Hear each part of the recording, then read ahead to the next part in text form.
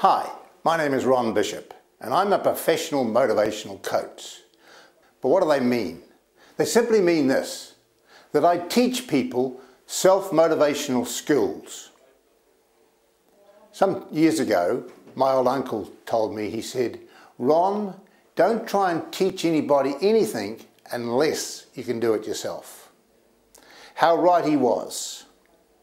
This tape is a little bit about me. And the reason it's about me is because I'm showing people what can be done. What can be done if they use personal self-development techniques. 4 years ago, I went to a birthday party. It was a surprise birthday party. And guess who the party was for? It was for me. And I looked at the wall, and on the wall was this big sign that said, Happy 60th birthday, Ron. I thought, gee, 60, that is old. 70 years and 10, which meant I had only 10 years to go. I went home and I really worried about that 60 business. The party was great, but 60 years of age. The next day I made a decision. In fact, I made two decisions. The first decision I made was that I was going to live to be 100. Many other people have lived to be 100, so I thought, why not me?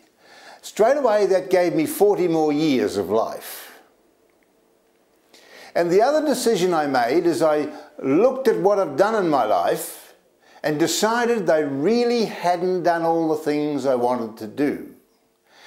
And some of the things I wanted to do I could not do in the next 10 years.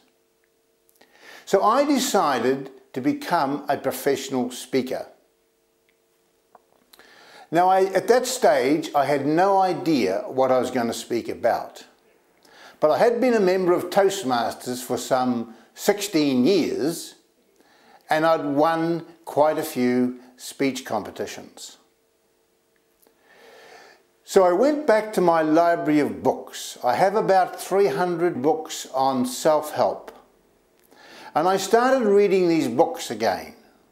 But I didn't just read them, I started to study them. And not only did I study them, I started to do the exercises that were in the books. I started to do things like affirmations and visualization techniques every day. Within a few weeks, I had the idea to make a recording. So I went into a professional recording studio and I recorded the main parts of all the books I'd read over the years. And I called the recording How to Think Like a Winner. This is the CD that I recorded. I then started to sell these at seminars I was running in the town. I went around all the people I knew and invited them along to a seminar. And I had about 25 people at my first seminar. And boy was I excited. Here I was, a professional speaker. Up until that point I'd been saying an affirmation to myself every day, I am a professional speaker. And here I was with 25 people in the room. They were buying my CD and they also had paid to come along to the seminar. So there I was a professional speaker. After the seminar, I wasn't that happy with the result. Sure, the people got fired up, they were excited, but I felt I was not there to continue with their education on how to think like a winner. So I decided that I would do something different. I decided that I would change the affirmation I was saying to myself every day. And I decided to follow the Muhammad Ali technique. I thought if I'm going to be a professional speaker, I wanted to be the best in the world. So I changed my title. Just like Muhammad Ali changed his name, I changed my title and I called myself a motivational coach. And I started saying to myself every day, I am the greatest motivational coach in the world. I uplift people, I inspire people, I encourage people. I am the greatest motivational coach in the world. Now, I didn't really believe that, but I knew the principle. I knew the principle, if I kept saying it to myself, eventually I would believe it. And with that, some remarkable things started to happen in my life. Someone said, why don't you build a website? So I built a website, and I started giving away lessons for free. And after 7 lessons, I realized I had something good, because people were emailing me and telling me what great lessons they were. So I put all the lessons into a book, and I called it Think Talk. This is not just a book, it's a manual. It's a success manual for your life. And each one of my clients gets one of these books, one of these manuals, with their name on it, plus they get the tape. You get the manual, the tape, plus you get my coaching. I'd been an indoor rower for some time. I love my indoor rowing, and I'd been very successful at it. But my subconscious mind said to me, well, if you're going to be the best in the world, you'd better break a world record. I had just finished rowing 10 million metres on an indoor rowing machine. It took me 9 years to do it. And I was pretty excited about that. So I sent an article off to many newspapers and radio stations and TV stations and anything I could think of that would give me a bit of publicity. And they all ignored me. They didn't even want to know. So I thought, if they don't want to know about me rowing 10 million metres, I've got to do something to get their attention. So I thought, what if I row 100,000 metres in a day? Now, that was unbelievable for me to do when I had that first thought. However, I decided I would give it a go, using the techniques that I'd learned in the books. And I started to train. And I trained really hard. Instead of doing 5,000 metres in the morning, I would do 10,000. And then I'd do 20,000. And one morning I thought, righto, why don't I do 40,000? So I did a marathon, 40,195 metres in one morning at the gym before I went to work. And someone said, well, how do you know you can row 100,000 metres? I said, I wouldn't have a clue whether I can or not. Well, he said, you better try and do a few more metres.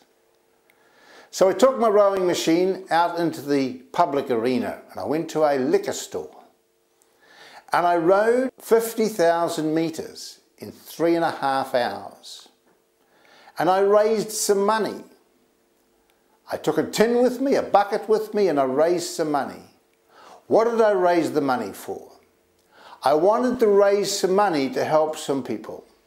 To help some of the unfortunate people out there that don't have the money for education, that have never been taught how to think. I wanted to get hold of some of these people and teach them how to think. How they can think prosperous thoughts instead of thoughts of poverty. The next week I went to another location, to Guthrie Barons, and I rowed 60,000 metres. And that was pretty hard, 60,000 metres. And then I had a couple of weeks off where I just relaxed and just rowed 20,000 a day. Until my big day came where I had to row 100,000. And I wanted to do it in under 10 hours. So I set about at 7 o'clock in the morning and finished rowing 9 hours, 6 minutes and 42 seconds later. And I tell you what, folks, it was the hardest piece of work I've done in my life.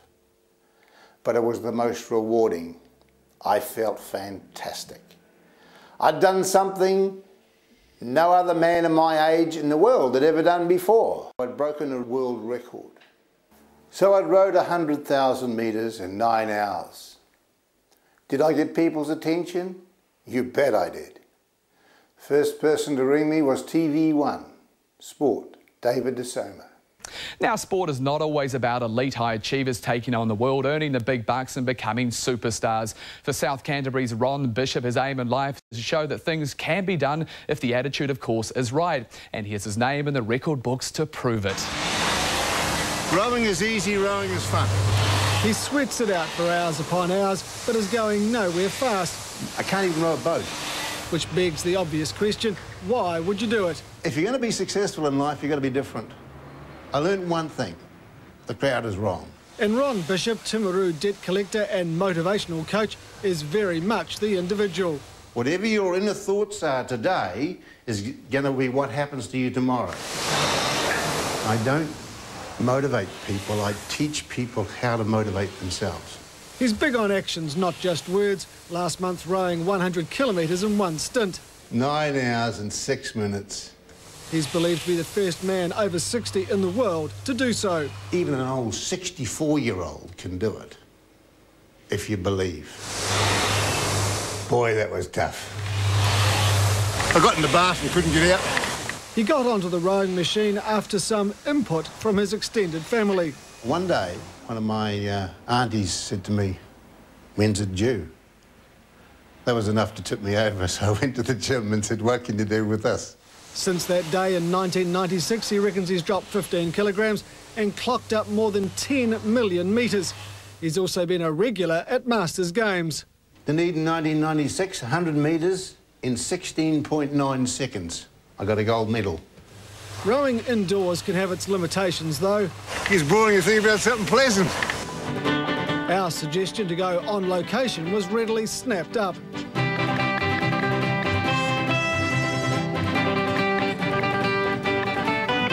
And in case you're wondering, there are no plans to scale down. Not now, not ever. I'm going to live to be 100, and I'm going to do it dying on a rowing machine. Because that's what I like doing. David DeSoma, Yeah! One News.